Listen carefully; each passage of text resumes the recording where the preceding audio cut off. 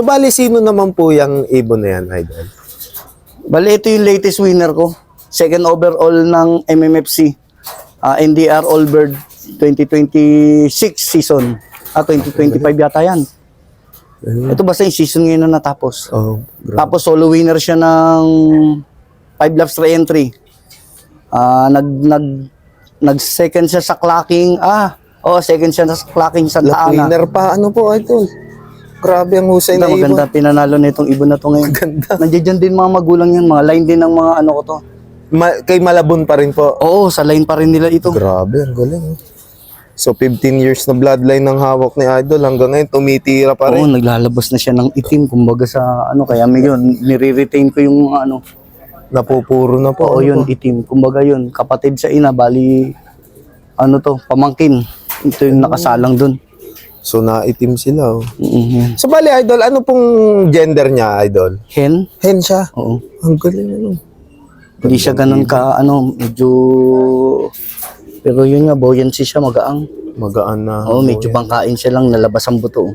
Grabe, ang dami palang hinakot na award nito ngayon, ano, Oo, Idol? maganda kahit pa paano, magandang inan na ito sa akin. Malaking bawi sa Oo. gastos, ano, Oo, Idol? kasi talagang itong karerang natapos na to, Sobrang ito yung- hirap. Sobrang hirap ng karera. Kasi bagyuhan, ano, Oo, Idol? talagang smash yung smash. Oo nga po. Kaya ang ganda, sabi ko, ang ganda lang ng ibon na ito. Kako nga, ang Iba yung tibay at saka talino niya, Oo, ano, oo, yung homing niya. Saka ang dami niyang kalaban. Oo. Sobrang dami. Puro smash talaga inabot nito, pero consistent siya. Lipad pogi ba, sabi nga. Lipad pogi. Oh. Hindi siya mabilis. Nagsi-700 na nga ito pagka ano. Gandang ibon. So, bali, Idol, paano nyo siya ipinrepare no first lap derby? Yung, gaya ng sabi ko nga sa'yo, 2 weeks before, saka ko lang siya ibibigyan ng mga dapat kong bigay. Kagaya nung nabanggit ko, Wakamoto. Tapos yung Red Cell. Tapos yung B12. So, tapos kagaya nun sa mga tubig, yung mga honey-honey, Honey-honey. electrolytes, probiotics. Simpleng-simple po, ano, Idol? Oo, ganun lang. Hindi bugbog ang ibon. Madali siya mag-recover pag hindi ganun karaming gamot na ina-adapt niya sa katawan. Para sa akin, ha, Opo. mas madali siyang, kumbaga, yung pagkukondisyon niya, mas madali siyang nakukondisyon. Oo nga. Kasi hindi siya ganun karami yung Kailangan ano nagamot po? na Opo. tunawin niya o i-burn niya sa katawan, parang ganun. Bali, Idol, ano po yung mga naging karakteristik niya nung inilalaban niyo siya? Ano talaga siya, ano lang siya, consistent, umuwi. Opo. Umuwi siya sa oras. Opo. Mula simula. Pas-trapper din po siya pa. Hindi, pasaway to. Pasaway. Pasaway to, pumapasok to dito sa pintuan. Binubuksan ko lang tong ganyan, tapos i-sticking ko. Ang kwento nga nito, nung time na umuwi siya noon, last minute na nga lang, buti, mabait siya, hindi siya nagpasaway. Nagpasaway. Napakiusapan ko, pumasok ka na ako, parang sinabi ko nga dito, sabi ko, nandiyan dyan, in-stick ko, sabi ko, pasok ka na ako, kasi nandito siya, lumagabog. Umano pa, umikot, nasa bubong pa. Lumagabog dito, bug. Nung pag-ano ko, sabi ko nga, in-stick ko, pasok ka na ako, gawa ng, wala na tayong oras. Buti, sumunod. Ang ugali nito, magpapalipat-lipat to ng bubong. Tapos ikot ng ikot. Talaga makulit siya. Makulit Idol. talaga to. Kaya nung time na sabi ko, pasalamat na lang kahit paano. Hindi niya ginawa dahil hindi ko alam kung ano mangyayari ka ako. Kumbaga, taon niyo po talaga ngayon, ano, Idol? Oo, parang ano. Kasi WPFC rin, nakaparty rin ako 2. Ayun. Kaya maganda karera. Maganda karera niyo po ngayon, Lord. Nakapag-supersede din ako ng 2 sa W. Balik ko na siya. Picturean ko po. So, yun yung mga Oo, secret. ayun. Bali, Idol, sa breeding po, paano po kayo nagpe-prepare ng mga pipiliin yung breeders para sa palapit na breeding season? Ayan, nandyan sila. Stocks. Ayun, stocks Yan, po. sa stocks. Yan. Diyan lang sila. Ano po yun, Idol? Nagpa-flashing din po kayo, deworm, ganyan po. Oo, may time dumadating din na kailangan kong mag-flashing. Kagaya nung antibiotics, 5 days. Kahit walang sakit, nagbibigay ako nun. Opo. O yun. Kumbaga, preparation po Oo. talaga. Tapos ang pamorga ko, ito, yung pambaboy, hindi sa pag-ano.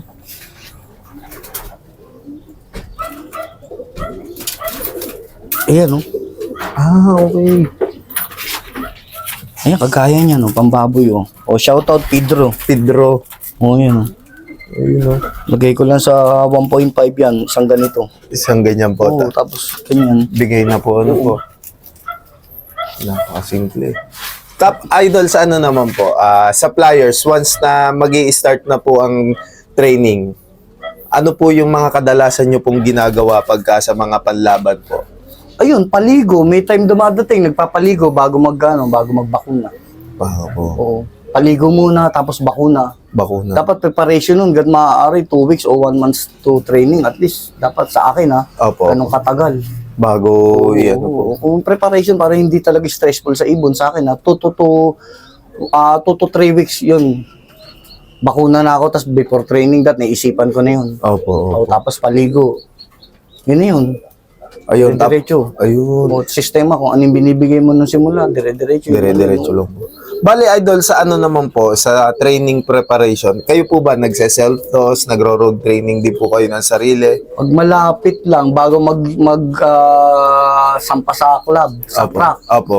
Oo, para at least kahit paano, ang ibon, meron ng sariling, Way, ano po. may sarili na siyang hindi na siya yung makikisabay dun sa unang bulto na labo-labo. Labo-labo. Opo, kasi medyo kalabsaw na yung pagka bagong release. Nauubos kagad ang ibon kasi nga napupunta na kung saan. Opo, totoo. Kaya maganda kahit papaano nag-road training ka na kahit hanggang mga 30 kilometers kung kaya. Ayun, opo. Para bago magsampa ng club ng track, meron na kahit papaanong experience na liparan ng Liparan ibon. po, ano po. So, bali, idol, sa ano naman po, 1 week preparation para po pagdating na ng derby. Ano po yung kadalasan yung Wala, ginagawa? normal day na sa akin ng araw-araw. Yung sinasabi ko nga kung ano yung nasimulan, yun na yun. Kumbaga, Oo. maintain nyo na po hanggang Oo, hanggang dulo na yun. Tapos nagbibigay lang ako, 1 week or 2 weeks before derby, yun, nagbibigay na ako ng kagaya ng sinasabi ko nga na B-complex. Doon ko lang sisimulan na bigyan yan. O, para at least yung buong derby, at least, doon lang siya nakakatikim ng gamot. Vitamins. Oo, ano ng po. mga ganon. Kasi pagka naman hindi naman lumilipad ng ganon katagal, hindi naman nakailangan kasi, Opo. hindi niya naman mas yun eh. So, sa patukaan na lang ano po, idol. Oo. Yung nga, simple lang kasi nga iniisip ko din na hindi naman dapat talaga subukan ng subo. Dahil by nature, magaling ang kalapati. Magaling nga po. totoo. Magaling ang kalapati by nature. Basta alam nyo po yung kung paano sila lumaro, idol. Tapos bantayan mo lang talaga dyan, health. Number 1, health. Bloodlines, given na yan eh. Given na po. Given na yan, nandiyan na talaga yan. Pero ang number 1 mong kalaban talaga dyan, bantayan mo talaga health.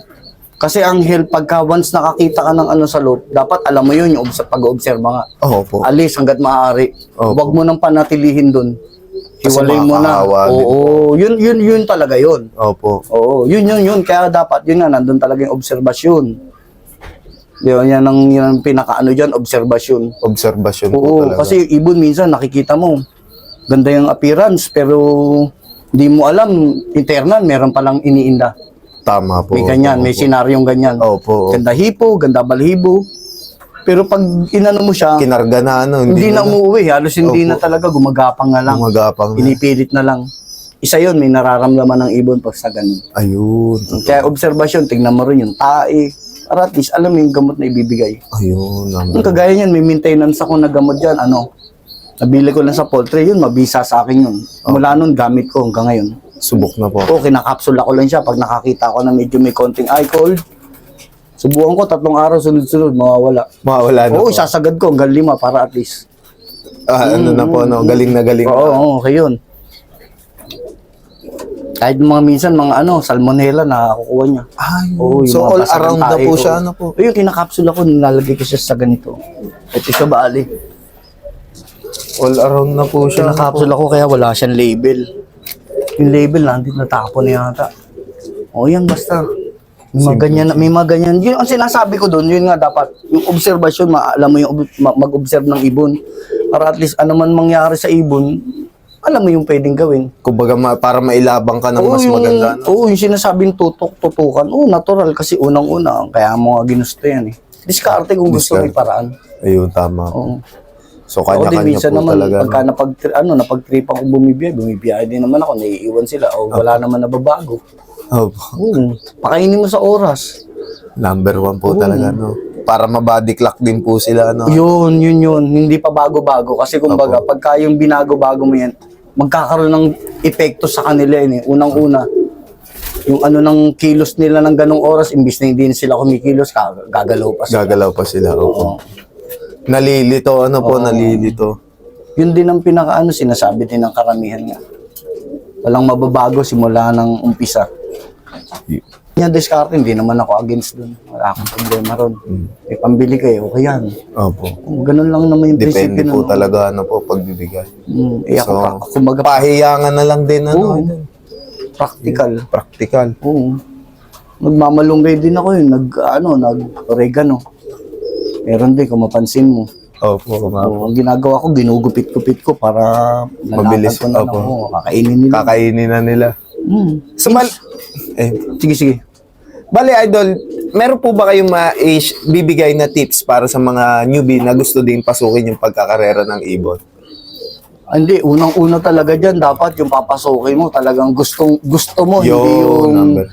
hindi yung dahil, May papremyo. hindi din yun, kasi ang sa totoong given na din na gusto natin ng premyo, Premyo, pero opo. ang hirap naman kunin ng premyo, sa totoo lang. Opo, number one po. Doon, bumaba ka na lang muna doon sa ano mo na mag-enjoy ka lang, malaking bagay na. Ayun, number. Yun lang yun eh. Oo. Baga hobby talaga. Oo. Kasi pag kinisip mo dyan kagad yung premyo, madidismaya ka. Madidismaya. Oo, kasi sabi ko mahirap kunin ng premyo. Opo. Hirap kunin ng premyo, kaya lang yun nga. Kahit naman sa mga veteran fancier, yung kadalasan, hirap din sila. Oo, hindi din naman lahat, kumbaga, matatapat sa iyo yung sinasabing swerte. Opo, opo. Meron ding gulong. Ang May pinakaano talaga natin nga dito sa pag-iibon kasi is masaya. Masaya po. Oo, kahit anong mangyari, masaya.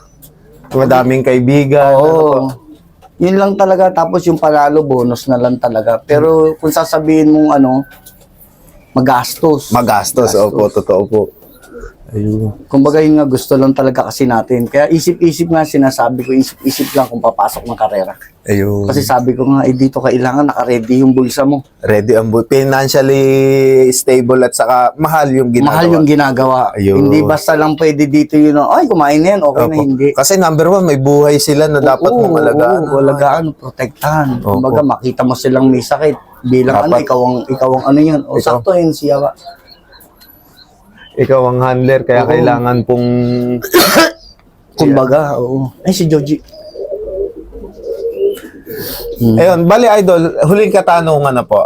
In case po na may gustong mga newbie na gusto mag-acquire sa inyo po ng bloodlines, kayo po ba ay open na nag-a-out ng mga bloodlines nyo dito? Pwede naman, wala namang problema. Ibon lang yan. Opo. Alam ng mga nakakakilala sa akin yan. Opo. Alam nila yan. Walang problema, PM nyo lang ako. Ayun. Dali din ako kausap, idol. Opo.